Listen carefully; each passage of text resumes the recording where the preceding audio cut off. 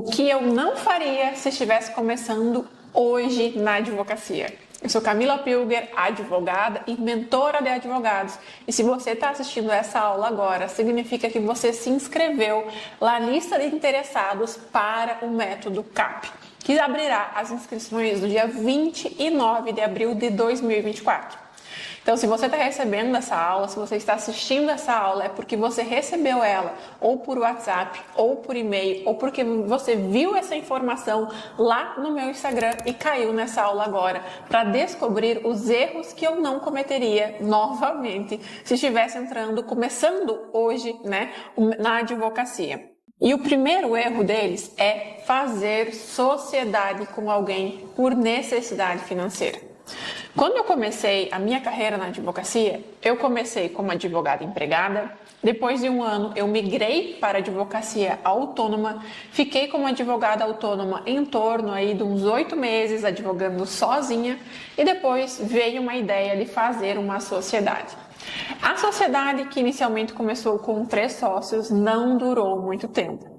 Não sei se você já me acompanha desde essa época ou não, não sei desde quando você me conhece, mas eu comecei a minha sociedade com 3 pessoas. Por que eu comecei uma sociedade com 3 pessoas? Naquela época em que eu estava começando a minha carreira na advocacia, naquela época em que eu ainda não tinha condições financeiras de pagar uma sala comercial maior, de estruturar uma sala comercial maior, de mobiliar uma sala comercial maior, eu preferi fazer uma sociedade. Acontece que acabei optando por fazer a sociedade com alguém que eu não conhecia, e aí esse foi o meu erro. Optei pela sociedade com alguém que eu não conhecia e por necessidade financeira. Essa é uma daquelas situações que tinha tudo para dar errado, e é óbvio que deu errado. Mas a gente, quando está começando, às vezes a gente duvida do óbvio. O negócio tem cara de que vai dar errado, mas você acredita que com você é o alecrim dourado, nada vai dar errado, tudo vai dar certo e não vai ser você o caso que deu errado. Eu acreditei que fosse assim comigo também, e assim nós começamos. A sociedade, como era de se esperar, não deu certo, Nós tínhamos expectativas diferentes, experiências diferentes, ideias diferentes, áreas totalmente diferentes, condições financeiras diferentes. Então, a verdade é que uma sociedade precisa existir se tiver uma conciliação, se tiver um ponto em comum, pelo menos do objetivo futuro, do que vocês querem fazer e quais valores vocês têm. E acontece que não era assim que funcionou no meu caso. Então, por isso, essa sociedade que começou com 3 pessoas, depois acabou virando 2 pessoas e aí sim segue até hoje. Mas se eu tivesse que começar hoje, novamente, uma sociedade, eu jamais escolheria alguém por uma necessidade financeira e jamais escolheria alguém que eu não conheço direito, só para poder ter uma sala comercial maior, só para poder abrir um escritório maior. Não faça isso porque vai dar problema. Inclusive, se você for optar pela sociedade, que seja com alguém que de fato vai pegar junto contigo, com alguém que de fato quer crescer, com alguém que de fato quer trabalhar e quer realmente fazer muito dinheiro e que tem valores parecidos com os teus, porque senão vai ter muito conflito. Tá? Então, o primeiro erro que eu cometi e que eu não cometeria novamente é começar uma sociedade com alguém por necessidade financeira e com alguém que eu não conhecia direito. O segundo erro que eu cometi, que hoje jamais cometeria novamente, é deixar de me posicionar nas redes sociais e acabar dependendo de indicação para ter clientes. Acontece que hoje, 2024, quando eu estou gravando essa aula, tem tantas oportunidades e ao mesmo tempo tem tantos advogados que se você quiser fazer mais do mesmo, abrir o teu escritório de advocacia e esperar alguém entrar lá dentro, querendo te contratar e ainda pagar honorários iniciais, chega a ser inocência da tua parte. Uma vez eu falei no Instagram que quem depender de indicação hoje está fadado à falência. E eu arrumei um problema imenso no meu Instagram com uma pessoa, né, que eu respeito muito a posição dela, mas que ela disse, né, que ela já tinha um tempo de advocacia, mais 10 anos de advocacia, e que o escritório dela sempre rendeu muito bem com indicações. Mas observem só, 10 anos de advocacia. Alguém que começou há mais de 10 anos a sua advocacia não é a mesma situação que alguém que está começando agora. Isso que, quando esse fato aconteceu, já tem aí pelo menos uns 3 anos. Então, há 13 anos atrás, né? Há 13 anos, a realidade na advocacia era totalmente diferente. Tem gente que não quer se expor nas redes sociais, acha que é uma exposição desnecessária. Acontece que hoje eu utilizo as minhas redes sociais para impulsionar o meu negócio. Eu utilizo as minhas redes sociais para que eu seja vista como autoridade. E assim o meu escritório recebe novos clientes todos os dias.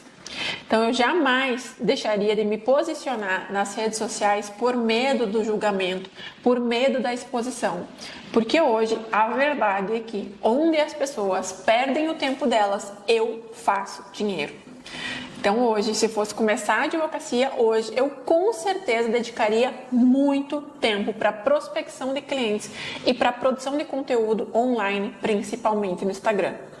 E aí vem o terceiro erro que eu cometi quando eu comecei a minha advocacia e que você, se depender de mim, não vai mais cometer, que é focar demais no operacional do teu escritório e deixar de focar no setor comercial. Camila, o que é isso? O que isso significa? Setor operacional de um escritório significa aquele setor em que está cumprindo prazos, o setor que está peticionando, criando teses, criando petições.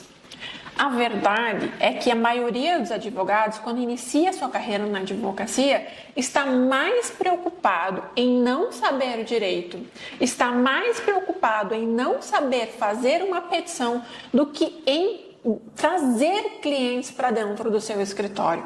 E é por isso que eles demoram tanto tempo a ter uma advocacia efetivamente lucrativa. Eu costumo falar que se você está sentado na cadeira do estagiário, você não pode estar ao mesmo tempo sentado na cadeira do gestor.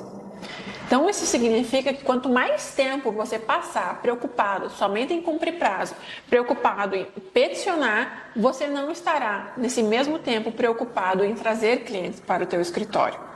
Hoje, se eu estivesse começando hoje, como eu faria?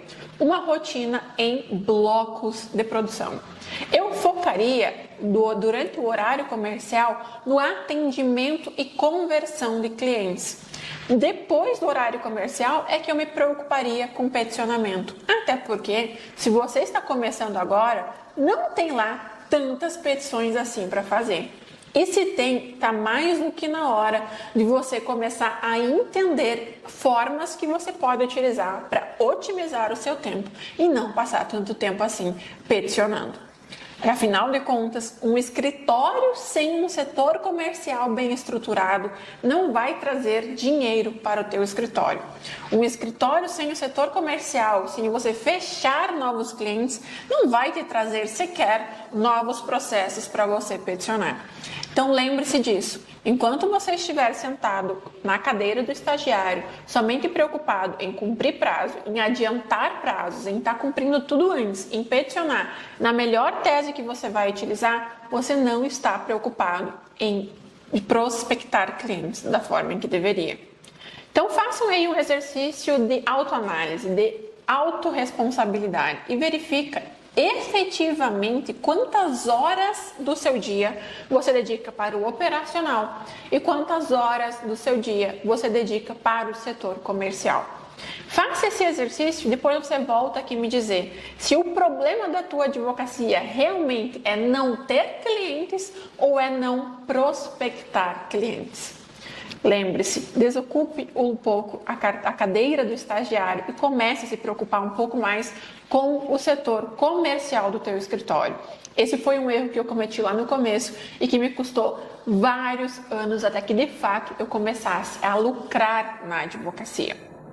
Um outro erro que eu cometi e que eu não cometeria hoje novamente é demorar tanto tempo para escolher um mentor, demorar tanto tempo para fazer um curso sobre a prática real na advocacia, com alguém que de fato vive aquilo que ensina, com aquilo que de fato sustenta o conteúdo que propaga. Eu sei que na internet tem muita gente aí com o escritório da advocacia de fachada, muita gente dizendo que tem resultados, mas que na verdade não tem. Então hoje o que eu faria?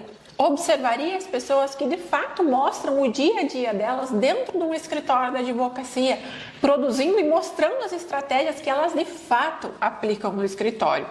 E buscaria sim, o quanto antes, aprender as estratégias que essas pessoas estão aplicando no escritório delas e que vão encurtar o meu caminho da minha jornada até o lucro na advocacia.